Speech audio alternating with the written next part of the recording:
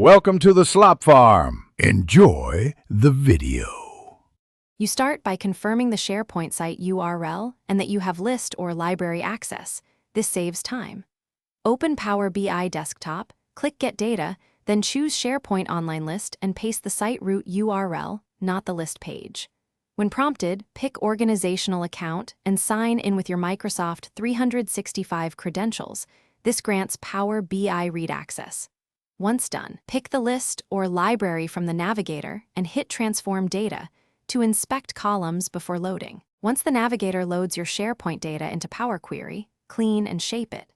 Remove null or unused columns, change data types, dates to date/time, numbers to decimal, and expand record or lookup fields so each row is atomic. If you need multiple lists, merge on key columns or append lists, making sure keys match. Create calculated columns or measures where necessary. When your table is normalized and typed correctly, load to the data model and establish relationships for accurate visuals.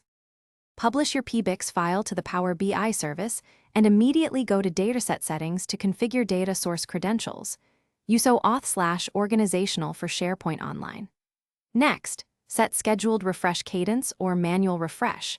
Enable and configure an on-premises data gateway if your SharePoint is behind a firewall.